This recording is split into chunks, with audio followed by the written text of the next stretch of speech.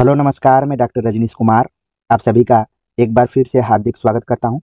आज के video lecture में हम बात करेंगे यूजीसी नेट की तैयारी करने वाले विद्यार्थियों के दृष्टिकोण से जो 2023 में यूजीसी नेट की परीक्षा में बैठना चाहते हैं और उनके दिमाग में है कि शुरुआत कैसे करनी चाहिए, इस परीक्षा की कौन कौन सी किताबें पढ़नी चाहिए और पाठ्यक्रम के अनुसार वो कैसे तैयारी करें जिससे कि आखिर तक उनकी तैयारी कंप्लीट हो जाए।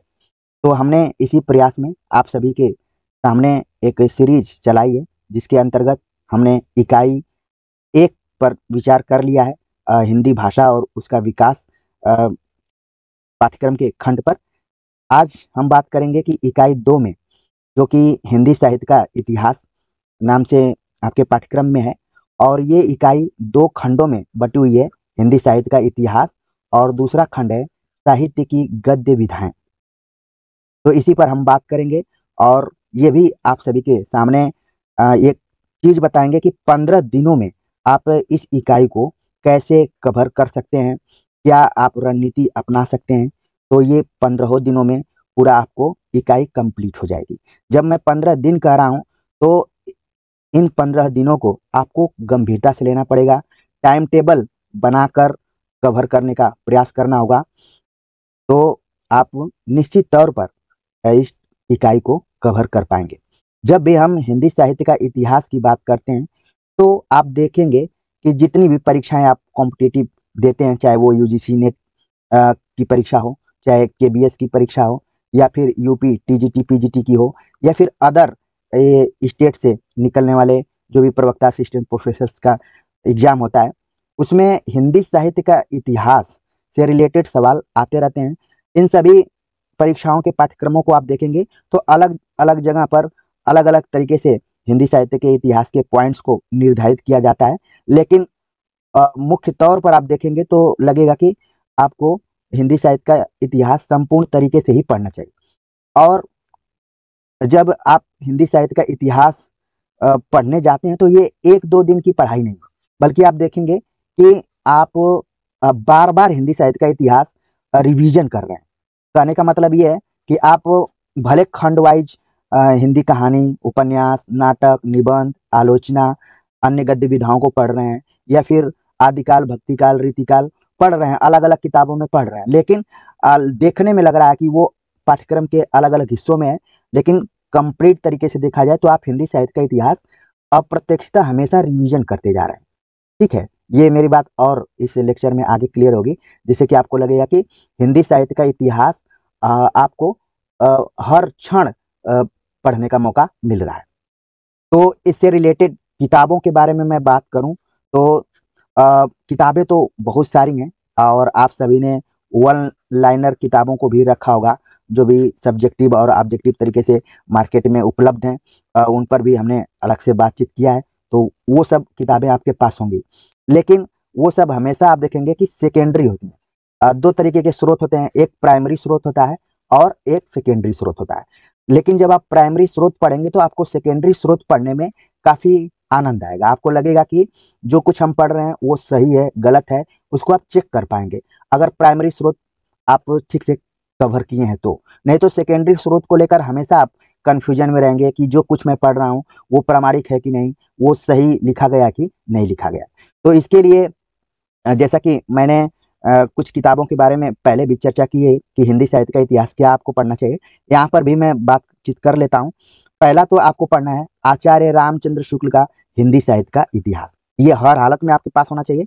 दूसरी बुक है नगेंद्र द्वारा जो संपादित बुक है, वो आपके पास होनी चाहिए।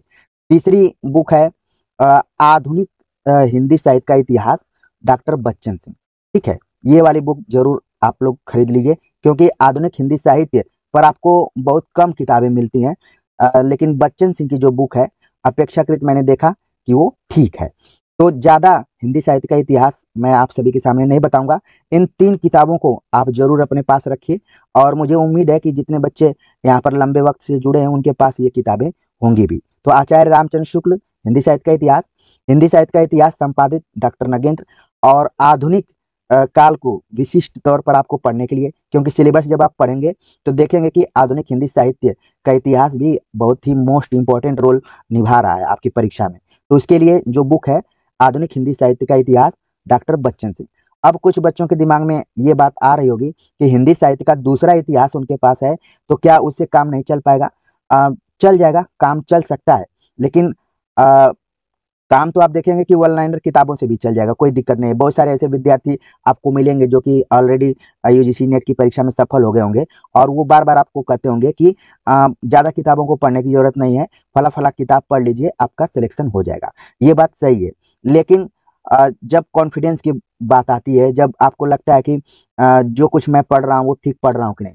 और एक चीज़ और आपको ध्यान में रखना पड़ेगा कि सबकी तैयारी करने का जो अ, तरीका होता है वो अलग अलग ढंग का होता है। हो सकता है कि जिन बच्चों का यूजीसी नेट निकल रहा है वो ऑलरेडी हिंदी साहित्य का इतिहास, जिन किताबों का मैंने नाम बताया, वो पढ़े होंगे, किसी न किसी रूप में पढ़े होंगे, उनके महाविद्यालय विश्वविद्यालय में अच्छे से हिंदी साहित्य का इतिहास पढ़ाया गया होगा। और ऐसे बच्चे जो ज़्यादा ठीक से क्लासेज नहीं किए होंगे और उनका बेस नहीं तैयार हुआ होगा, तो उनके लिए दिक्कत हो सकती है। वन लाइनर किताबों को लेकर वो बार बार परेशान होंगे। और एक चीज़ मैं बार बार कहता हूँ कि वन लाइनर किताबों को पढ़ना भी बहुत ईजी नहीं है। फैक्ट्स को याद करते करते कई बार सिर दर्द करने लगता है और लगता है कि मैं क्या फालतू में रोज रटने का काम कर रहा हूँ। इसलिए इन किताबों को आप पढ़ेंगे तो बदलते हुए पैटर्न में आप अच्छे से क्वेश्चंस को सॉल्व कर पाएंगे। ठीक है, तो पहले खंड के लिए इन 3 किताबों को आप बिल्कुल ध्यान में रखें। दूसरे खंड में आपको पढ़ना है उपन्यास, फिर इसके बाद कहानी पढ़ना है। ठीक है, और फिर है नाटक, फिर आलोचना, और इसके बाद है अन्य गद्य विधाएं। ठीक है, और फिर एक और चैप्टर जोड़ा गया है, हिंदी प्रवासी साहित्य, तो इसको भी आपको पढ़ना है। ठीक, तो इस टॉपिक को पढ़ने के लिए, विस्तार से पढ़ने के लिए, सिर्फ एक पुस्तक का नाम मैं बताऊंगा, हिंदी का गद्य साहित्य। हिंदी का गद्य साहित्य, जो कि जैसे मैंने नाम लिया तो आपके दिमाग में आ गया होगा कि रामचंद्र तिवारी की बुक है। रामचंद्र तिवारी, ऊपर आपने देखा रामचंद्र शुक्ल का है, लेकिन यहाँ पर रामचंद्र तिवारी की बुक है, जिसका नाम है हिंदी का गद्य साहित्य, जिसके अंतर्गत आपको उपन्यास, कहानी, नाटक, आलोचना, अन्य गद्य विधाओं से संबंधित पूरे टॉपिक्स मिल जाएंगे। तो ज़्यादा आपको इसमें किताब नहीं खरीदना है, एक किताब अगर आप खरीद लेते हैं तो आराम से आप पढ़ लेंगे। तो उम्मीद है कि इकाई 2 के अंतर्गत कौन कौन सी मुख्य किताबें आपके पास होनी चाहिए। तो जहाँ तक मैं समझ पा रहा हूँ कि आपके पास पॉपुलर वन लाइनर बुक्स होंगी, जिसमें मैं सीधे सीधे बोल दूं कि सरस्वती गोविंद पांडे की बुक आपके पास होगी। इसके अतिरिक्त दृष्टि की बुक भी आप रखे होंगे। तो इनको आप समय समय पर पढ़ते रहिए, चेक करते रहिए कि इसमें जो भी फैक्ट्स दिया गया है वो प्राइमरी स्रोत के अनुसार ठीक है या फिर क्या है। और बार बार आप इनको भी पढ़ेंगे तो उब जाएंगे, इसलिए कुछ मूल किताबें आपके पास होनी चाहिए जिनको कि पढ़ना चाहिए। तो एक तो ये हो गया। दूसरा, जो आप मैंने ये इन किताबों के बारे में बताया, ये किताबें आपके पास होनी चाहिए। तो उम्मीद है कि इकाई 2 में जो दोनों खंड लगे हुए हैं, हिंदी साहित्य का इतिहास और साहित्य की गद्य विधाएं, उससे रिलेटेड आपके पास ये सारे मैटर हो जाएंगे। बाकी आप स्वतंत्र तरीके से जो भी चैनल ज्वाइन किए होंगे, जहाँ से आपको समझ में आ रहा होगा कि जो भी फैक्ट्स मिल रहे हैं, जो भी आपको लेक्चर्स मिल रहे हैं वो समझ में आ रहे हैं, तो वहाँ से भी आप जुड़ सकते हैं। उस मामले में सारे विद्यार्थी स्वतंत्र हैं, कोई किसी के ऊपर दबाव नहीं है। और यहाँ तो इतनी स्वतंत्रता है कि आप इस स्वतंत्रता से हो सकता है कि परेशान भी हो सकते हैं, क्योंकि लाइफ में ज़्यादा स्वतंत्रता भी अच्छी नहीं होती है। लेकिन हमारी यही कोशिश है कि हम फी लेकर तो कभी नहीं पढ़ा सकते हैं। तो आपको जो भी मैं अपने हिसाब से दे सकता हूँ वो देने का प्रयास कर रहा हूँ, और सही मार्गदर्शन के दृष्टिकोण से। ठीक है, तो ये कुछ प्रारंभिक चीजें थी जो कि आपके दिमाग में पहले से आ जानी चाहिए, अगर आप यूजीसी नेट की परीक्षा में बैठने जा रहे हैं, इसकी शुरुआत करने जा रहे हैं तो। क्योंकि किसी भी परीक्षा की आप तैयारी करते हैं तो वो 1-2 दिन की तैयारी नहीं होती है, आपको धैर्य रखना पड़ेगा। ठीक है, आपको अपने आत्मावलंबन पर विश्वास रखना पड़ेगा, तो आप अच्छे से इसकी तैयारी कर पाएंगे। चलते हैं, हम बात करते हैं कि कौन कौन से ऐसे टॉपिक हैं जिनको कि आपको पढ़ना है। यहाँ पर हिंदी साहित्य का इतिहास, उन किताबों का मैंने जिक्र कर दिया कि कौन कौन सी किताबें आपके पास होनी चाहिए। आपको पढ़ना है हिंदी साहित्य इतिहास दर्शन, हिंदी साहित्य के इतिहास लेखन की पद्धतियां, हिंदी साहित्य का काल विभाजन और नामकरण, आदिकाल की विशेषताएं एवं साहित्यिक प्रवृत्तियां, रासो साहित्य, आदिकालीन हिंदी का जैन साहित्य, सिद्ध और नाथ साहित्य, अमीर खुसरो की हिंदी कविता, विद्यापति और उनकी पदावली तथा लौकिक साहित्य। तो ये जो पहला आपको मैंने स्लाइड यहाँ प्रस्तुत किया है, इसको आप टारगेट करके चलिए कि आप एक दिन में इसको पढ़ने का प्रयास करेंगे। अगर आप 4-4 घंटे का टाइम टेबल सुबह शाम बनाए होंगे तो निश्चित तौर पर आप साहित्य इतिहास दर्शन पढ़ेंगे तो ये आप 1 घंटे में इसको आप पढ़ पाएंगे। बहुत विस्तार से नहीं, बस आपको ध्यान में रखना है कि जो भी हिंदी साहित्य का इतिहास लिखा गया है वो किन दृष्टियों से लिखा गया है। ठीक है, फिर हिंदी साहित्य इतिहास लेखन की पद्धतियां कौन कौन सी हैं, तो जो प्रमुख रूप से 4-5 पद्धतियां हैं उनको ही आपको ध्यान में रखना है।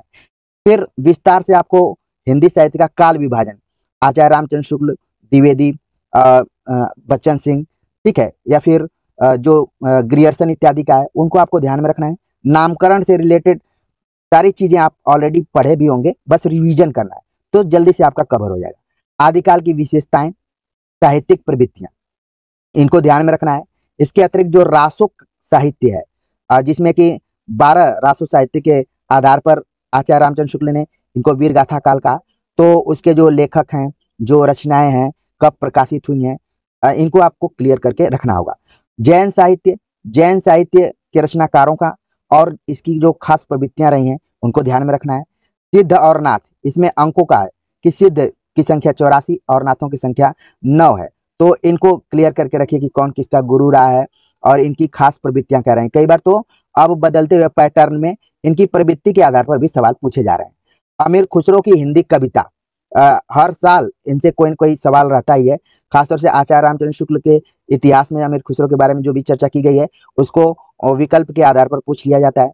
ठीक उसी तरीके से विद्यापति और उनकी पदावली से रिलेटेड भी सवाल आते हैं, और लौकिक साहित्य के अंतर्गत जो भी गद्य साहित्य है और पद्य साहित्य है इनसे भी सवाल आते रहते हैं। तो आप टारगेट बनाइए कि पहले दिन शुरुआत करने आप जा रहे हैं तो इतने कालखंडों को आप लगभग 7 से 8 घंटे में कंप्लीट करें।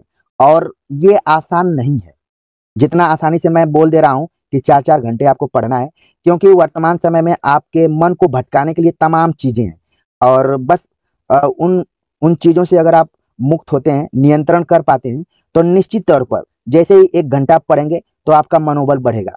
फिर 1 घंटा और पढ़ेंगे तो आपको लगेगा कि नहीं, मैं सही दिशा में जा रहा हूँ। फिर 1 घंटा आप पढ़ेंगे तो आपको लगेगा कि सर सही कह रहे थे।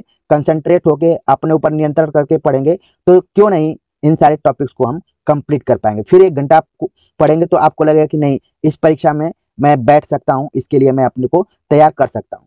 फिर आपको लगेगा कि अगले 4 घंटे में पूरा इस टॉपिक्स को, खासतौर से जो शुरुआत में है साहित्य इतिहास दर्शन, इतिहास लेखन की पद्धतियां, काल विभाजन, नामकरण, आदिकाल के पूरे जितने भी महत्वपूर्ण फैक्ट्स हैं उनको आप अ, आराम से पढ़ पाएंगे। और इस चैनल पर इससे रिलेटेड जितने भी मैंने खुद वीडियो लेक्चर बनाए हैं, नोट्स बनाए हैं, उनको आपको डिस्क्रिप्शन बॉक्स में उनके लिंक्स इत्यादि को मैं दे दूंगा, जिससे कि आप देखिए, पहले देखिए, विश्वास कीजिए, फिर इसके बाद धीरे धीरे इस चैनल के प्रति भी विश्वास बढ़ेगा, आपका आत्मविश्वास बढ़ेगा, फिर इस परीक्षा में बैठने के लिए आप बिल्कुल तैयार हो जाएंगे। और यही नहीं, आप अपने से जो भी नए आपको विद्यार्थी मिलेंगे उनको आप गाइड भी करना शुरू कर देंगे। मुझे पूरा विश्वास है कि थोड़ा सा मेरी बातों को ध्यान देंगे तो निश्चित तौर पर आपको इसमें क्वालिफाई होने से कोई नहीं रोक सकता। तो पहले जब शुरुआत करने जाए तो जरूर 8 घंटे पढ़ने का प्रयास कीजिए आप। ठीक है, इन टॉपिक्स को वैसे ही पढ़िए, एक एक दिन कंप्लीट करने का प्रयास कीजिए, 15 दिन पढ़िए, फिर खुद आपके चेहरे पर चमक आएगी, आपको लगेगा कि नहीं, सब कुछ संभव है। अब बात करते हैं भक्ति काल। अब आप एक दिन निर्धारित करिए कि आपको 8 घंटे में भक्ति काल को कवर करना है, और ये 8 घंटे को आप कई चरणों में बांट सकते हैं। ऐसा नहीं है कि एक ही बार बैठे हुए हैं और लगातार पढ़ रहे हैं और आपका सिर दर्द कर रहा है, आप परेशान है, तो ऐसे नहीं चलेगा। आपको बांट बांट के पढ़ना है, उत्साह के साथ पढ़ना है। जब उत्साह की बात आती है तो उसमें अपने आप आनंद का भाव छिपा रहता है। जब आप आनंद के साथ पढ़ेंगे तभी आपका मन लगेगा इसमें, वरना फिर सब भारी लगेगा, आपको बार बार लगेगा कि ये क्या फालतू में इधर उधर 4-5 किताबों का नाम बता दिया है, मैं तो बस एक ही किताब पढ़ूंगा। ठीक है, आप एक ही किताब पढ़ रहे हैं तो उसको कंप्लीट इसी तरीके से पढ़िए। एक दिन निश्चित कर लीजिए कि आदिकाल पढ़ेंगे, फिर अगले दिन निश्चित करिए कि भक्ति काल पढ़ेंगे। अब ये मत निश्चित कीजिए कि परीक्षा 2 दिन बची हुई है तब आप किताब लेके दौड़ रहे हैं और कमेंट्स भी कर रहे हैं कि मैं आपसे बाद में जुड़ा हूँ, तो फिर उससे हास्यास्पद चीज और कुछ नहीं हो सकती है। तो बात करते हैं कि भक्ति काल जब आप पढ़ने जा रहे हैं तो यूजीसी में आपको पढ़ना है भक्ति आंदोलन के उदय के सामाजिक सांस्कृतिक कारण क्या रहे हैं, भक्ति आंदोलन का अखिल भारतीय स्वरूप क्या रहा है और उसका अंत प्रादेशिक वैशिष्ट्य क्या है, इसके बारे में पढ़ना है। भक्ति काव्य की सामाजिक सांस्कृतिक पृष्ठभूमि, आलवार संत को पढ़ना है। भक्ति काव्य के प्रमुख संप्रदाय और उनका वैचारिक आधार क्या रहा है उसको पढ़ना है। फिर आखिर में पढ़ना है निर्गुण सगुण कवि और उनका काव्य। तो ये है पूरा भक्ति काल। इसको आप चाहें तो 8 घंटे में पूरा कंप्लीट कर सकते हैं। भक्ति आंदोलन के उदय की सामाजिक पृष्ठभूमि को लेकर आचार्य रामचंद्र शुक्ल, हजारी प्रसाद द्विवेदी, रामविलास शर्मा, ठीक है,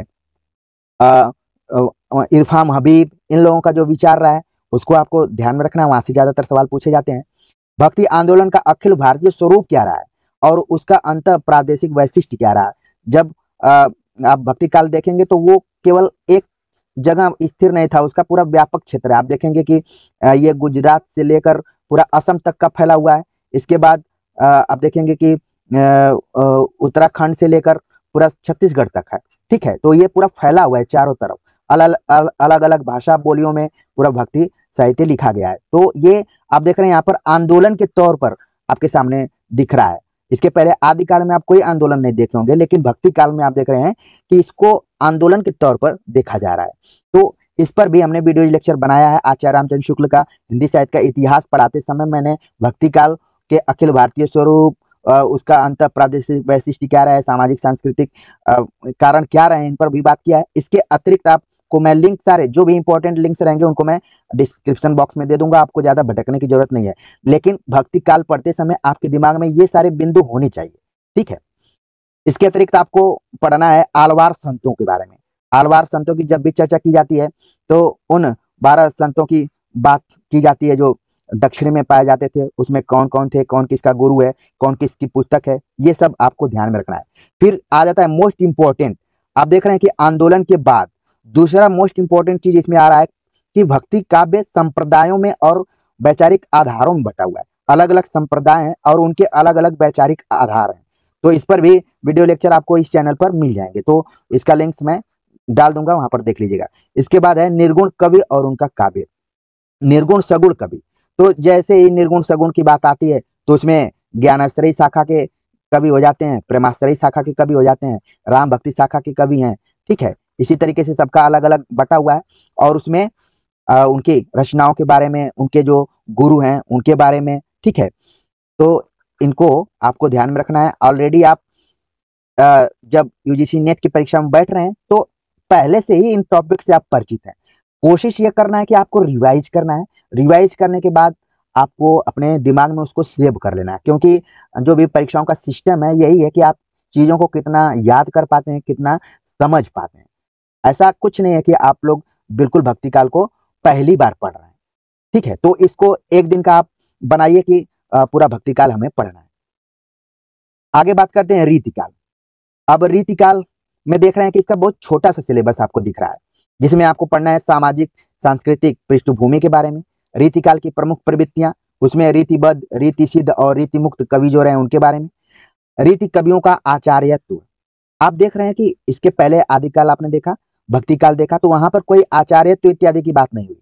तो आपके दिमाग में तुरंत आ जाना चाहिए कि जब भी आचार्य इत्यादि की बात की जाए, कवि और आचार्य की बात की जाए, तो वो जाहिर सी बात है कि रीतिकाल ही हो सकता है। तो ये स्पेशल है, इसीलिए मैं बार बार आपको बता रहा हूं कि आंदोलन की बात की जाएगी तो भक्ति काल हो जाएगा, संप्रदायों की बात की जाएगी तो भक्ति काल हो जाएगा, वैचारिक आधार की बात की जाएगी तो भक्ति काल हो जाएगा, लेकिन जब आचार्यों की बात की जाएगी तो रीतिकाल।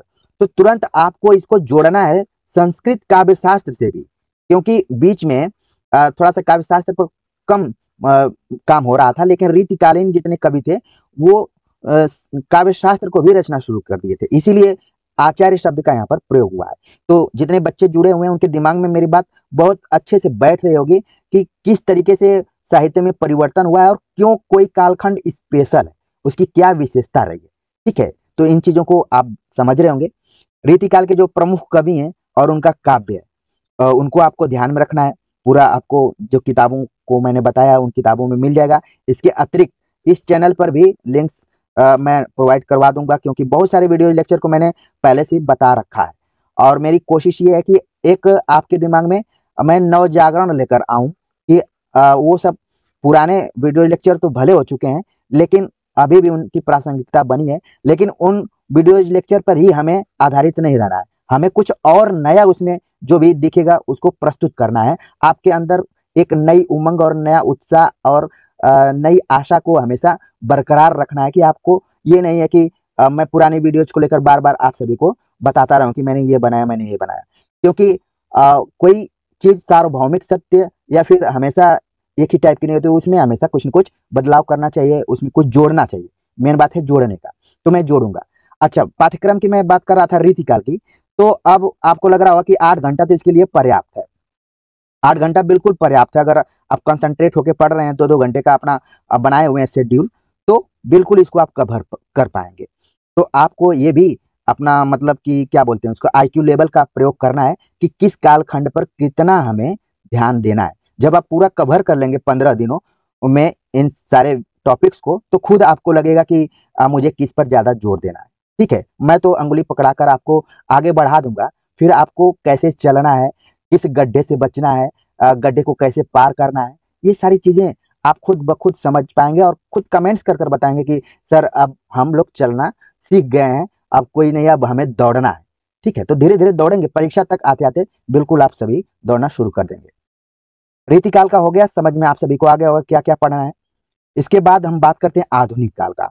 आधुनिक काल आप जितनी भी किताबें पढ़ेंगे, खासतौर से हिंदी साहित्य के इतिहास की बात करें, तो कुछ न कुछ आपको आधुनिक काल पर इन किताबों में मिल जाएगा। लेकिन एक विशेष किताब के बारे में मैंने बात किया, उस किताब को अगर आप खरीद लेंगे तो ज्यादा बेहतर है।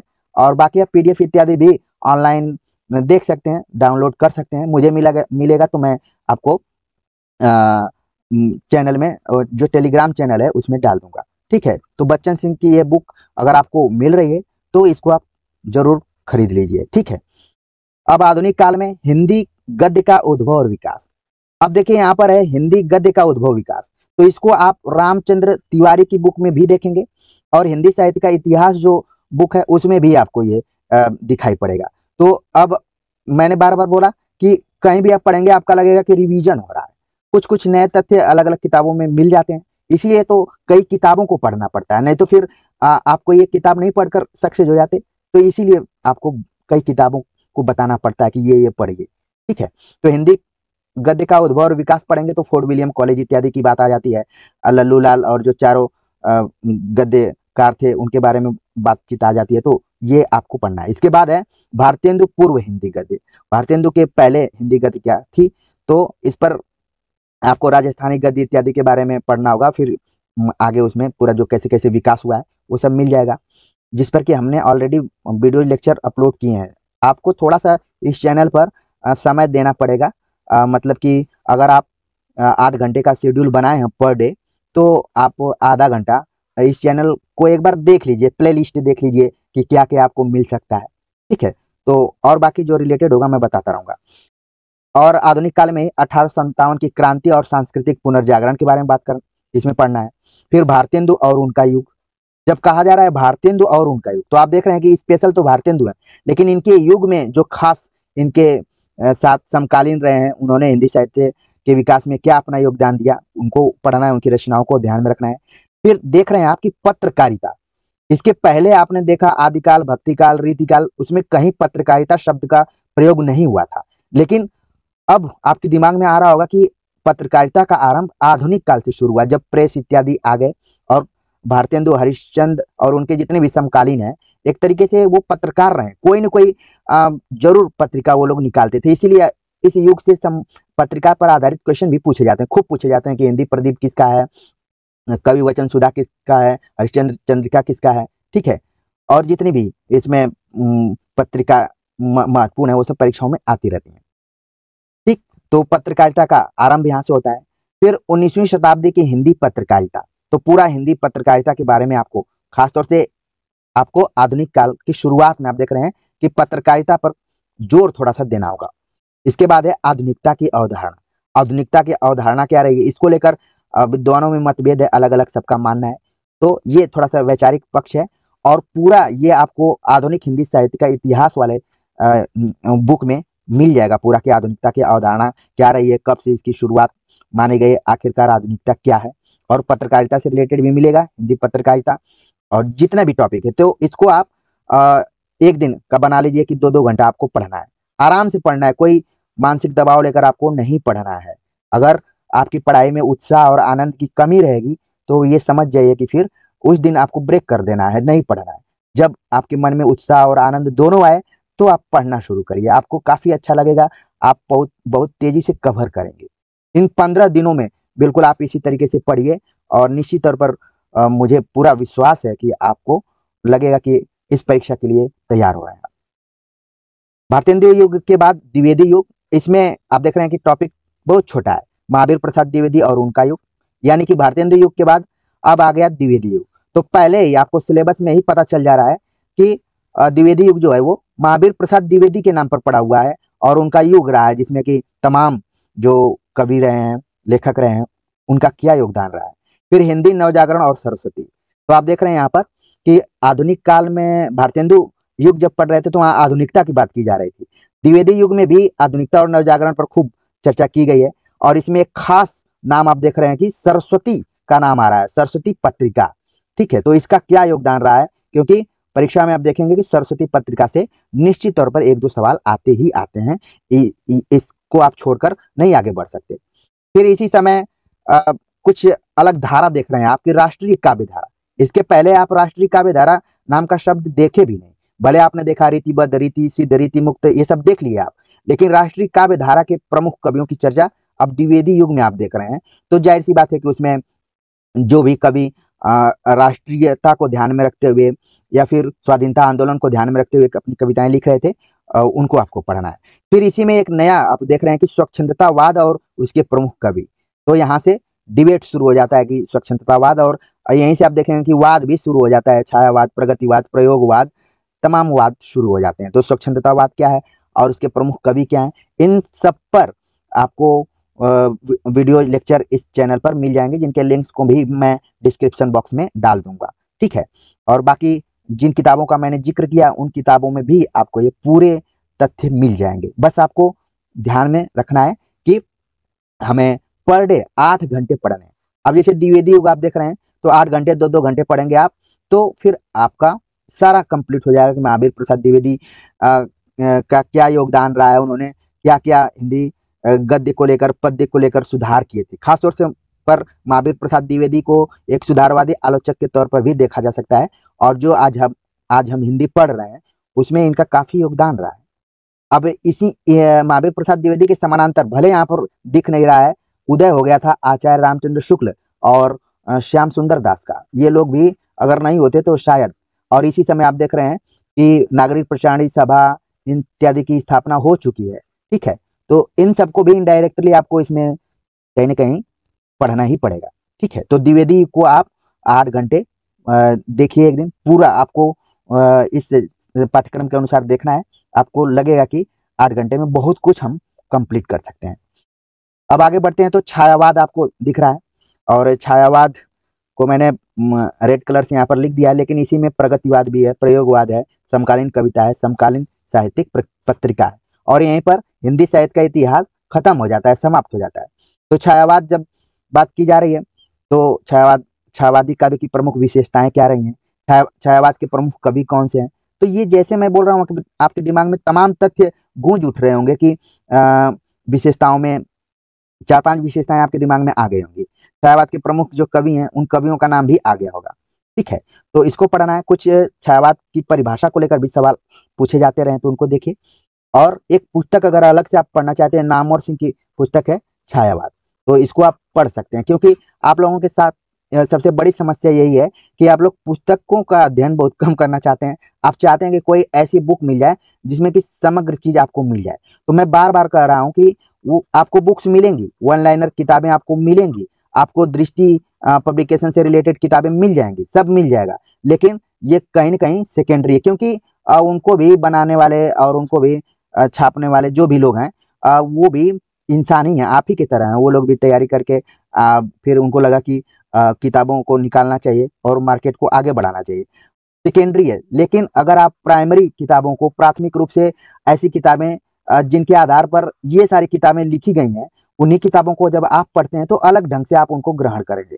थोड़ा-सा आपको समय देना पड़ेगा, इसीलिए मैंने आपको टाइमिंग भी बता दिया कि रोज़-रोज़ आप 8 घंटा पढ़िए, 15 दिन पढ़िए लगातार। मैं ये भी नहीं कहा कि आपको 1 महीना पढ़ना है, 3 महीना पढ़ना है, 4 महीना। 15 दिनों के बाद आपको खुद लगेगा कि इस चीज़ को और कंटिन्यू करना चाहिए। हम पढ़ सकते हैं, हमारे में बहुत सारी संभावनाएँ हैं। आपको भटकाना नहीं है, आपको स्वनियंत्रित होके पढ़ना है, क्योंकि भटकने वाली चीज़ें बहुत सारी आपको मिल जाएँगी, मोबाइल है, सोशल मीडिया है, मित्र दोस्त हैं, सब कुछ है। लेकिन आपने डार्क हॉर्स नाम की पुस्तक पढ़ा होगा, नीलोत्पल मृणाल की, तो उसमें आखिर में आप देखेंगे कि जब व्यक्ति सफल होता है तो दुनिया से एकदम कट जाता है वो, तब जाकर वो अ, अपनी परीक्षा में सक्सेस हो जाता है। जब तक वो लोगों के बीच में बना रहता है तो वो सफलता नहीं प्राप्त कर पाता है। इसलिए आपको भी एक स्ट्रैटेजी, एक रणनीति बनाना पड़ेगा। आपको 8 घंटे आप कहाँ पर हैं, ये किसी को ना पता हो, आप उस समय क्या कर रहे हैं, ये भी ना पता हो, तो आप अच्छे से पढ़ाई कर पा रहे हैं। फिर आगे आप लोग कमेंट्स कर बताइएगा कि मेरी ये बातें आप सभी को कितना प्रभावित की हैं। तो छायावाद का समझ में आ गया होगा। प्रगतिवाद की अवधारणा, प्रगतिवादी काव्य और उसके प्रमुख कवि, ये 3 टॉपिक प्रगतिवाद के अंतर्गत पढ़ना है। क्योंकि प्रगतिवाद को लेकर कई बातें हैं कि ये मार्क्सवादी साहित्य भी है, और इसके लिए एक लेखक संघ की स्थापना भी हुई थी, और प्रगतिवादी कवि कौन-कौन से रहे हैं, और खास तौर से प्रगतिवादी और प्रगतिशील कवियों को लेकर भी डिबेट रहा है। ठीक है? तो इसको आप छायावाद, या फिर एक किताब मैं और आपको सजेस्ट करूँ जिस पर कि मैंने वीडियो भी बनाया है, आधुनिक हिंदी साहित्य की प्रवृत्तियाँ। ठीक है? ये भी नामवर सिंह की है। तो इस पुस्तक को भी आप अगर पढ़ पाएँ तो बेहतर रहेगा, क्योंकि इसमें पूरा आपका ये जितना भी दिया गया है प्रयोगवाद और नई कविता तक पूरा कवर हो जाएगा। ठीक है ना? तो इसको देख सकते हैं। बाकी हम कई वीडियोज़ लेक्चर बनाए हुए हैं थ्योरेटिकल तरीके से, और आपको इस पे ऑब्जेक्टिव भी मिल जाएगा। तो इसको अभी तक पढ़िए। फिर आगे धीरे-धीरे हम कोशिश करेंगे कि थ्योरेटिकल के साथ-साथ आपके परीक्षा के दृष्टिकोण से उस लेवल के क्वेश्चंस बनाए जाएँ, जिससे कि आपको लगे कि आपने इतनी मेहनत से इन किताबों का अध्ययन किया है, तो आप वहाँ पर अपना मूल्यांकन कर पाएँ। तो कोशिश रहेगी लगातार, और ये चीज़ें 1-2 दिन की नहीं है। मैं बार-बार बोल रहा हूँ कि कम से कम 3 से 4 महीने लग जाएँगे। तो लगातार जुड़े रहिए और अपने स्वास्थ्य पर भी ध्यान रखिए। मुझे भी अपने स्वास्थ्य पर ध्यान रखना है, तो चलता रहेगा। और जीवन का क्या है, आज मैं आप सभी के सामने धड़ल्ले से इतनी बातों को रख रहा हूँ, पता चले कि कुछ भी हो सकता है। तो बस उम्मीद पे हम लोग कायम हैं, आप लोग भी उम्मीद को बरकरार रखिए। प्रगतिवाद की बात हो गई, अब देख रहे हैं प्रयोगवाद और नई कविता। प्रयोगवाद और नई कविता की जब भी चर्चा की जाती है तो अज्ञेय का नाम यहाँ पर तुरंत आपके दिमाग में आ गया होगा, और दोनों की जो प्रवृत्तियां एक दूसरे से घुली मिली हुई हैं। इसको लेकर भी डिबेट है कि प्रयोगवाद, नई कविता जो है वो प्रयोगवाद के विरोध में है कि उसका विकास है। यहाँ पर तार सप्तक को आपको ध्यान में रखना पड़ेगा, और तार सप्तक से रिलेटेड क्वेश्चन पूछे ही जाते हैं। नई कविता के कवि कौन-कौन से रहे हैं, खासतौर से अज्ञेय मुक्तिबोध का नाम मुख्य रूप से आता है, तो इनको ध्यान में रखना है। फिर बात आ जाती है समकालीन कविता, और यहाँ पर एक देख रहे हैं कि डिसाइडिंग किया गया है, निर्धारित किया गया है कि समकालीन कविता तो लंबा-चौड़ा हो जाएगा। देखा जाए तो 2023 तक के कवियों को रखा जा सकता है, लेकिन यहाँ पर पाठ्यक्रम बनाने वालों ने एक चीज़ निर्धारित किया कि भाई ये सन 2000 तक ही रहेगा। तो इस चीज़ को आपको ध्यान में रखना है, आपको परेशान नहीं होना है कि जो भी समकालीन कवि हैं उनकी भी कविताओं को आप रोज-रोज याद कर रहे हैं। कोई भी अपने से भी किसी रचना को बना दे रहा है। हिंदी साहित्य के विद्यार्थियों के साथ एक खास दिक्कत ये है कि कोई झूठ-मूठ का भी एक अच्छा-सा टॉपिक बना देता है। वो लगता है कि ये साहित्यिक टाइप का है, ठीक है? तो पूछ देता है कि ये इसके लेखक कौन है? तो फिर छात्र परेशान होने लगता है कि मैंने इतनी किताबें पढ़ा, ये तो आया नहीं, ठीक है? जैसे कुछ भी आ गया कि मान लीजिए मैं बता दूँ कि लॉकडाउन लॉकडाउन में कविता किसकी रचना है? तो आप परेशान होने लगेंगे कि मैंने इतना पढ़ा, जबकि ये ऐसे ही काल्पनिक है, ठीक है? तो इस टाइप से मैंने एक उदाहरण दिया, तमाम आप आपके दोस्त मित्र कई बार आपको परेशान भी करते होंगे, बहुत सारे लोग होंगे। कमेंट्स कर जरूर बताइए कि आपके ग्रुप में लोग हैं क्या ऐसे। तो समकालीन कविता आपको वर्ष 2000 तक का ही पढ़ना है, इससे बाद का नहीं पढ़ना है, पहले का जितना आप कर सकते हैं। इस पर भी आपको वीडियो लिंक मिल जाएंगे। समकालीन साहित्यिक पत्रिका, आप देख रहे हैं कि आधुनिक काल में भारतेंदु के बाद अ, विशेष तौर पर समकालीन साहित्यिक पत्रिका यहाँ पर टॉपिक दिया गया है, यानी कि वर्तमान समय में जो भी पत्र पत्रिकाएं अभी प्रकाशित हो रही हैं उनको आपको ध्यान में रखना है। ठीक है, कई नए क्वेश्चंस बन जाते हैं, तो इस पर भी हमें बात करना होगा धीरे धीरे, क्योंकि मैं भी सिलेबस को काफी गंभीरता से देख रहा हूँ। और जब टीचर खुद सिलेबस को लेकर गंभीर रहता है तो जाहिर सी बात है कि उसके दिमाग में भी पॉइंट रहते हैं कि कौन सी चीजों पर हमने बात किया है और किन चीजों पर हमें आगे बात करना है। जितनी जिम्मेदारी से आप लोगों को मैं ये बता रहा हूँ, उतनी ही मेरी भी जिम्मेदारी यहाँ पर बन रही है। तो यहाँ पर तो हो गया समाप्त हिंदी साहित्य का इतिहास। जो दूसरा खंड है, साहित्य की गद्य विधाएं, जिसके लिए मैंने एक किताब का नाम आपको बताया। वो किताब थी रामचंद्र तिवारी की। अब किताब का नाम मैं नहीं लिखूंगा क्योंकि ऑलरेडी आपके दिमाग में वो गूंज उठी होगी, क्योंकि मैं चाहता हूं कि मेरे विद्यार्थी जैसे ही मैं केवल संकेत करूं वो तुरंत उस चीज को समझ लें, और मुझे काफी अच्छा लगता है कि आप लोग समझते भी हैं। साहित्य की गद्य विधाओं के लिए मात्र एक किताब आपको पढ़ना है, वो है रामचंद्र तिवारी की। अब आप जब सिलेबस देखेंगे तो उसमें कई चीजें हैं, उपन्यास है, कहानी है, नाटक है, निबंध, आलोचना, अन्य गद्य विधाएं और हिंदी में प्रवासी साहित्य। तो इसके लिए तो हमने एक किताब बताया आपको। अब हिंदी उपन्यास में क्या पढ़ना है? हिंदी उपन्यास में पढ़ना है भारतीय उपन्यास की अवधारणा। यहाँ पर ध्यान में रखना है, हिंदी उपन्यास की अवधारणा नहीं है, बल्कि भारतीय उपन्यास की अवधारणा पर बात करना है। तो ये आपको रामचंद्र तिवारी की भी बुक में मिल जाएगी, और इस पर आपको मैं अलग से वीडियो लेक्चर भी प्रस्तुत करूंगा। तो भारतीय उपन्यास की अवधारणा को ध्यान में रखना है, खासतौर से जैसे कि मराठी में जो उपन्यास लिखे गए हैं या फिर उड़िया में उपन्यास लिखे गए हैं। ठीक है, इसके अतिरिक्त हिंदी में जो उपन्यास लिखे गए हैं, कन्नड़ में कुछ उपन्यास लिखे गए हैं। इस पर एक किताब है, नगेंद्र ने एक किताब लिखी है, भारतीय साहित्य की का इतिहास, भारतीय साहित्य का इतिहास। तो ये तो मोटी बुक है, मैं खरीदने के लिए नहीं बोलूंगा, लेकिन अगर कुछ बच्चे इच्छुक हैं तो इस किताब को भी वो देख सकते हैं। बाकी कोई बहुत मैं विशेष जोर नहीं दूंगा कि इसको आपको पढ़ना है, मात्र एक टॉपिक के लिए। ठीक है, तो भारतीय उपन्यास में जो अलग अलग भारतीय भाषाओं में उपन्यास लिखे गए हैं, उनको गुजराती को भी इसमें आप जोड़ सकते हैं। तो ये हो सकता है कि आप सभी MA लेवल के किसी न किसी जो स्पेशल पेपर होते हैं उसमें भी आप लोग पढ़े भी होंगे। फिर अब आ जाते हैं हम लोग मुख्य जो हिंदी उपन्यास है उसके ऊपर, कि प्रेमचंद पूर्व उपन्यास, प्रेमचंद और उनका युग। तो यहाँ पर जब भी उपन्यास की बात होती है तो उसको कई चरणों में बांट दिया जाता है, खासतौर से प्रेमचंद के पूर्व, और फिर उनके समकालीन, उनके युग में, या फिर प्रेमचंदोत्तर। तो आपको 3 तरीके से अध्ययन करना है, और इसमें भी टाइमिंग दे दिया गया है कि वर्ष 2000 तक के ही उपन्यासों को आपको पढ़ना है। तो प्रेमचंद पूर्व उपन्यास में जासूसी उपन्यास आ जाते हैं, और जो भी चमत्कृत कर देने वाले या फिर सुधारवादी शैली पर लिखे जा रहे उपन्यास थे उनको शामिल किया जाता है, जिसमें कि सबसे बड़ा नाम है देवकीनंदन खत्री का। फिर इसके बाद शुरुआत कहाँ से हुई है, क्या हुआ है, वो सारी चीजें आप अच्छे से जानते हैं। प्रेमचंद और उनका युग, इसमें खासतौर से प्रेमचंद पर ही विशेष तौर पर आपको ध्यान में रखना है। परवर्ती उपन्यासकार के तौर पर आप देखेंगे कि उपन्यास कई प्रवृत्तियों में बट गया है, जिसमें आप देखेंगे कि मनोविश्लेषणात्मक तरीके का उपन्यास लिखा जाने लगा। फिर आ गया मार्क्सवादी आधार पर लिखा जाने लगा उपन्यास। फिर आंचलिक आ गया। ठीक है, फिर देश विभाजन को आधार बना के उपन्यास लिखे जाने लगे। तो बहुत लंबा चौड़ा हो जाता है प्रेमचंद के परवर्ती उपन्यास का क्षेत्र, और इसको आपको पढ़ना है सन 2000। इसको भी आपको 8 घंटे बनाना है, 2-2 घंटे आपको समय को मैनेज करके पढ़ना है। ठीक है, तो एक दिन आप पूरा उपन्यास के बारे में पढ़ लीजिए 8 घंटा, तो आपको लगेगा कि हमने कुछ पढ़ा है। अब हिंदी कहानी, हिंदी कहानी में आपको पढ़ना है हिंदी कहानी का उद्भव और विकास। तो ये ऐसा टॉपिक है कि जब आप हिंदी साहित्य का इतिहास पढ़ेंगे तो भी आपको वहां पर पढ़ना पड़ेगा, और जब आप रामचंद्र तिवारी की बुक पढ़ेंगे तो वहां भी ये आपको मिल जाएगा, हिंदी कहानी का उद्भव और विकास। फिर 20वीं सदी की हिंदी कहानी, प्रमुख कहानी आंदोलन प्रमुख कहानीकार। तो इस पर भी आपको वीडियो लेक्चर यहाँ पर चैनल पर मिल जाएंगे। प्रमुख कहानी आंदोलनों पर हमने विचार किया है। और एक और बुक है कहानी नई कहानी। इसको अगर आप पढ़ना चाहते हैं, नामवर सिंह की बुक है, तो आप पढ़ सकते हैं।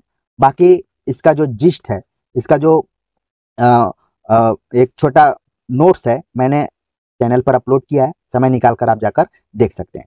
तो हिंदी कहानी का उद्भव और विकास, 20वीं सदी की हिंदी कहानी, प्रमुख कहानी आंदोलनों को जरूर अपने ध्यान में रखिए कि सबसे पहले कौन सा आंदोलन चला, उसके प्रवर्तक कौन से रहे, कौन सी पत्रिका रही है, इनसे रिलेटेड सवाल पूछे जाते हैं। फिर प्रमुख कहानीकार कौन कौन से रहे, ठीक है। अब बात करते हैं हिंदी नाटक पर। हिंदी नाटक के अंतर्गत हिंदी नाटक और रंगमंच। ध्यान दीजिए, यहाँ पर हिंदी नाटक तो पढ़ना ही है, इसके अतिरिक्त रंगमंच। अन्य किसी विधा में आप रंगमंच नाम से नहीं देखा, क्योंकि नाटक का संबंध रंगमंच से है। अगर रंगमंच है तभी नाटक की सार्थकता है। आपने पढ़ा होगा कि प्रेमचंद के जो प्रसाद के नाटक हैं, वो रंगमंच की दृष्टिकोण से बहुत कठिन है, बहुत उस पर काम नहीं किया जा सकता है, क्योंकि उनकी भाषा शैली और पात्रों की संख्या ज्यादा है। तो नाटक और रंगमंच, इन सब का आपस में क्या संबंध रहा है, इसको पढ़ना है। विकास के चरण, नाटक का जो विकास, जो इसका विकास हुआ है, खासतौर से भारतेंदु युग, प्रसाद युग और प्रसादोत्तर युग। आपने उपन्यास और कहानी में देखा कि प्रेमचंद को केंद्र में रखा गया है, लेकिन नाटक में देख रहे हैं आप कि प्रसाद का यहाँ पर अहम रोल दिख रहा है, और इनको भी काल विभाजन में शामिल किया गया है कि भारतेंदु युग में जितने नाटक लिखे गए तो वो एक युग हो गया। इसके बाद आप देख रहे हैं कि प्रसाद का इंपॉर्टेंट रोल हो जा रहा है हिंदी नाटक में। तो जाहिर सी बात है कि आपके दिमाग में आ जाना चाहिए कि प्रसाद के नाटकों को आपको बिल्कुल हल्के में नहीं लेना है। उनके नाटकों के प्रकाशन वर्ष और उसमें क्या उसकी विषय वस्तु रही है, पात्र इत्यादि को आपको ध्यान में रखना है, पंक्तियों को। प्रसादोत्तर युग, जिसमें कि मोहन राकेश का नाम आता है, ठीक है, तो उनको ध्यान में रखना है। स्वातंत्र्योत्तर युग, साठोत्तर युग और नया नाटक। नाट्य कृतियां, प्रमुख नाटककार, वर्ष 2000 तक। तो आप देख रहे हैं कि उपन्यास, कहानी और नाटकों को एक खास वर्ष तक सीमित किया गया है, ताकि आप नई नई रचनाओं को लेकर परेशान न हो। वर्ष 2000 तक की रचनाओं को आपको देखना है। तो हिंदी नाटक आप पढ़ेंगे, इसके लिए भी जो बुक है वो है रामचंद्र तिवारी की बुक। तो आपको ये पूरा जितना युग के बारे में यहाँ पर बातचीत की गई है वो कवर हो जाएगा। अगर और कुछ अच्छा आप पढ़ना चाहते हैं तो एक बुक है हिंदी नाटक का आत्मसंघर्ष, गिरीश रस्तोगी का, हिंदी नाटक का आत्मसंघर्ष। इस पर भी हमने इसके विषय सूची पर बात किया है। तो ये उन बच्चों के लिए जो और पढ़ना चाहते हैं, उन बच्चों के लिए नहीं है जो किताबों का नाम सुनते ही रोनी सूरत बना लेते हैं और उनको लगता है कि मैं तो बस एक ही किताब पढ़ूंगा, वन लाइनर जो भी किताबें हैं, तो उनके लिए नहीं है। क्योंकि मैं बार बार बोल रहा हूँ कि पढ़ने वाले जो विद्यार्थी वही इन किताबों को खरीदें, ठीक है, क्योंकि सबके पढ़ने की शैली, आनंद, उत्साह सब अलग अलग है, ठीक है ना। तो उस चीज को ध्यान में रखिए। बाकी आपको रामचंद्र तिवारी की बुक तो ध्यान में रखना ही पड़ेगा अगर इन युगों को आप कवर करना चाहते हैं। हिंदी नाटक को पढ़ते समय रंगमंच आपके ध्यान में तो रहता ही है, इसके अतिरिक्त इसमें आपको पढ़ना है एकांकी। एकांकी नाटक का जो छोटा रूप होता है जिसमें एक अंक होता है। तो हिंदी में कुछ महत्वपूर्ण एकांकियां रही हैं, उनसे रिलेटेड एक दो सवाल आ जाते हैं, तो उनको ध्यान में रखना है। फिर हिंदी रंगमंच और विकास के चरण। हिंदी का लोक रंगमंच, एक तो हिंदी साहित्य में जितने भी नाटक लिखे गए उनको रंगमंच पर प्रस्तुत किया गया। उसके भी अलग अलग संस्थाएं रही हैं, खासतौर से पारसी रंगमंच का नाम आपने सुना होगा, ठीक है। इसको लेकर भी अलग अलग डिबेट्स हैं। जब किताबों को आप पढ़ेंगे तो इन सारी चीजों को समझ पाएंगे। हिंदी का लोक रंगमंच, आप देख रहे हैं कि लोक में भी अलग तरीके से नाटकों को लिखा गया और लोक से जुड़ी हुई समस्याओं को केंद्र में रखकर लिखा गया, और रंगमंच भी था। खासतौर से आपने भिखारी ठाकुर का नाम सुना होगा, भिखारी ठाकुर, जिनका विदेशिया है, जो कि इसी के अंतर्गत आता है। नुक्कड़ नाटक, नुक्कड़ नाटक नाटकों का एक हिस्सा है। जैसे आप गली चौराहे पे जाते होंगे तो वहां पर कुछ लोग काले काले कपड़े पहनकर नाटक करते हैं और कुछ समकालीन मुद्दे को उठाते हैं, ठीक है, और उसमें ढपली इत्यादि रहती है, बजाते हैं उसको और गा गा कर चीजों को बताते हैं। और वहां पर चलते हुए रास्ते में लोग कुछ समय तक रुक जाते हैं और उनके अभिनव को देखते हैं, और कई बार सराहते हैं, कई बार कुछ नहीं करते हैं, धीरे से चले जाते हैं।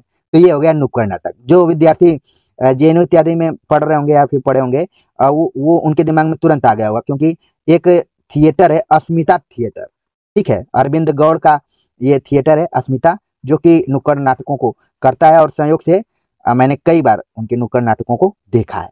तो नुक्कड़ का मतलब ये होता है कि जो भी तिराहा हो गया, चौराहा हो गया, वहां पर कुछ है। तो धीरे धीरे ये जो नुक्कड़ नाटक है, ये महानगरों में ही ज्यादातर आपको दिखेगा, छोटे छोटे शहरों में कम होता है, क्योंकि इस तरीके के मतलब कि प्रतिभा को सराहने वाले भी बहुत कम है। बहुत लोग कम चाहते हैं कि उनके घर का कोई इस तरीके के नाटकों में शामिल हो, ठीक है। तो नुक्कड़ नाटक आपको पढ़ने हैं, तो पूरा हिंदी नाटक आपके दिमाग में बैठ गया होगा, और इसको भी मैं बोलूंगा कि 8 घंटे, 2-2 घंटे का अपना शिफ्ट बना लीजिए, उसी हिसाब से पढ़िए। आगे और बात करें हिंदी निबंध के बारे में। हिंदी निबंध के अंतर्गत हिंदी निबंध का उद्भव और विकास, हिंदी निबंध के प्रकार और निबंधकार।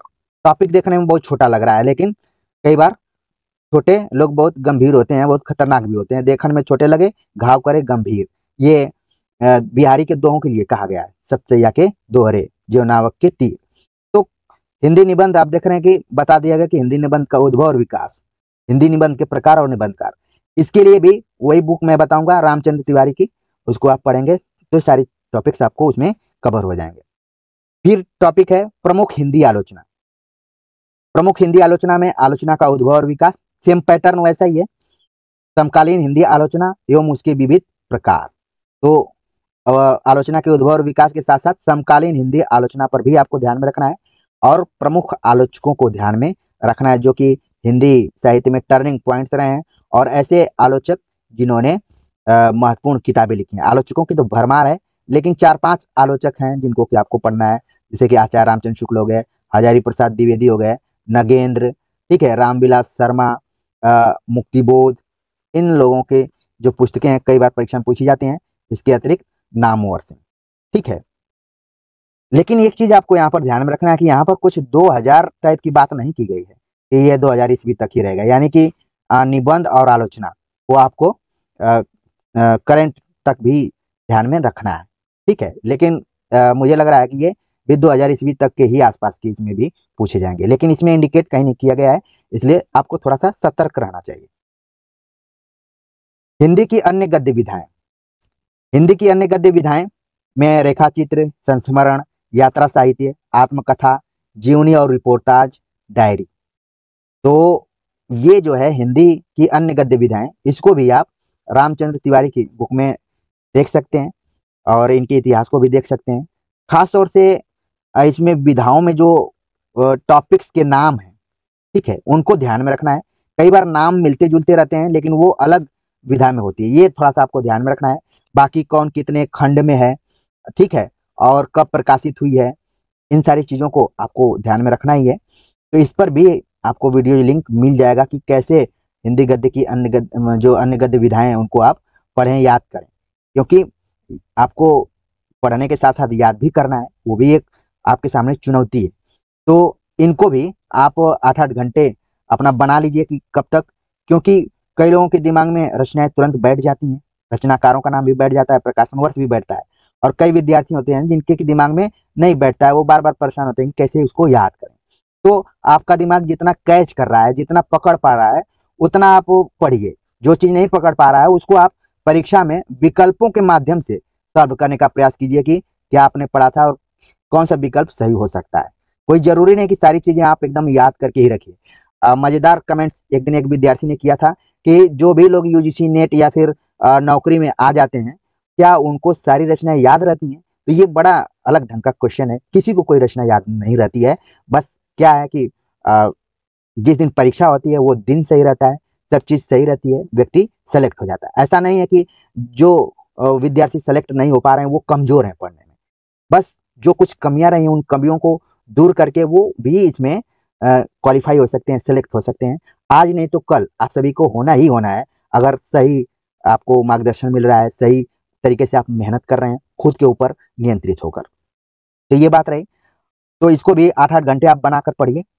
इसके बाद बात करते हैं हिंदी का प्रवासी साहित्य। स्पेशली यहाँ पर दिया गया है कि भारत में रहने वाले जितने भी लेखक हैं, खासतौर से जो हिंदी पट्टी के लोग हैं, तो इनकी रचनाएं तो आपको पढ़नी ही पढ़नी है। लेकिन भारत से बाहर जाकर जो लोग अलग अलग देशों में रह रहे हैं, वो क्या सोच रहे हैं हिंदी भाषा को लेकर, हिंदी साहित्य को लेकर, और जो भी उनका इमोशनल अटैचमेंट है, भावनात्मक रूप से लगाव रहा है भारत से, तो वहाँ पर किस तरीके से साहित्य का निर्माण हो रहा है। खासतौर से लाल पसीना नाम का आपने उपन्यास पढ़ा होगा, जो कि अभिमन्यु अनंत का है, जिनको कि मॉरिशस का प्रेमचंद कहा जाता है। तो इनके टाइप बहुत सारे आपको प्रवासी साहित्यकार मिल जाएंगे, जो कि अलग अलग देशों में, America, Canada, Britain, Australia, Mauritius, Fiji, हर जगह मौजूद हैं। तो वो लोग किस तरीके से हिंदी में साहित्य लिख रहे हैं, जिनको कि हिंदी प्रवासी साहित्य कहा जाता है। तो इसको भी आपको इम्पोर्टेंट तरीके से मन में रखना है, क्योंकि जब आप सिलेबस देखेंगे तभी प्रवासी साहित्य की तरफ आपका ध्यान जाएगा। नहीं तो आप हिंदी साहित्य का इतिहास पढ़ते रह जाएंगे और बाद में पता चला कि 4-5 क्वेश्चन प्रवासी साहित्य से पूछ लिया गया और आपको लगेगा कि इसको तो हमने ध्यान ही नहीं दिया था, कहाँ सिलेबस में दिया हुआ है। तो नीचे से चुपके से ये सिलेबस में दे दिया गया है। इसीलिए मैं पार्ट वाइज आपको सिलेबस पर डिस्कस कर रहा हूँ, वरना इससे पहले मैंने एक ही वीडियो लेक्चर में पूरे पाठ्यक्रम पर विचार किया है, और यही नहीं, पाठ्यक्रम में कुछ त्रुटियां रही हैं उन पर भी विचार किया है। लेकिन मैं नए सिरे से बातचीत आपके सामने प्रस्तुत कर रहा हूँ कि अगर आप 2023 में यूजीसी नेट की परीक्षा में सफल होना चाहते हैं और उसकी तैयारी कहाँ से शुरू करें, तो हम सिलेबस पर ही विस्तार से डिस्कशन कर रहे हैं और आपको प्लानिंग भी बता रहे हैं कि किस तरीके से आपको पढ़ना है। जैसा कि मैंने बताया कि 15 दिनों में पूरे इस यूनिट को आप खत्म कर सकते हैं, बिल्कुल खत्म कर सकते हैं, इसमें कोई दो राय नहीं है। हाँ, जो टॉपिक्स आपको जल्दी जल्दी कवर हो पा रहे हैं उसमें कम समय लगेगा, जो टॉपिक्स आपको लग रहा है कि कठिन है, इन पे और वक्त देना चाहिए। तो समय का प्रबंधन आपके हाथ में है, समय प्रबंधन आपके हाथ में है कि आप किस चीज को कितना समय दे पा रहे हैं। एक चीज और आपको ध्यान में रखना पड़ेगा कि जब आप इस इकाई को पढ़ रहे हैं, तो जल्दी जल्दी अगर आपका कवर हो रहा है, तो ये मानकर चलिए कि आपने पहले जो कुछ पढ़ा था वो आपका रिवीजन हो रहा है। अगर आप नहीं समझ पा रहे हैं, आपको घबराहट हो रही है कि मैंने तो कुछ पढ़ा नहीं है, तो थोड़ा सा आप इसको 15 दिन की जगह पर 20 दिन भी कर सकते हैं। इससे ज्यादा आपको समय नहीं लेना है, और फिर आप उन्हीं लोगों के लेवल में आ जाएंगे जिनको कि लग रहा है कि फास्ट तरीके से वो इस इकाई को कवर कर पाए। तो 15 से 20 दिन का वक्त लीजिए और हिंदी साहित्य का इतिहास पूरा कवर कर लीजिए। फिर आप जब अन्य इकाइयों को पढ़ेंगे, तो आप देखेंगे कि किसी न किसी रूप में हिंदी साहित्य का इतिहास आपका दोहरा हो रहा है, रिवीजन हो रहा है, आपको ज्यादा दिक्कत नहीं होगी। तो उम्मीद है कि आज का ये लेक्चर लंबा हो गया होगा, लेकिन चीजों को क्लियर करने के लिए कई बार समय देना पड़ता है।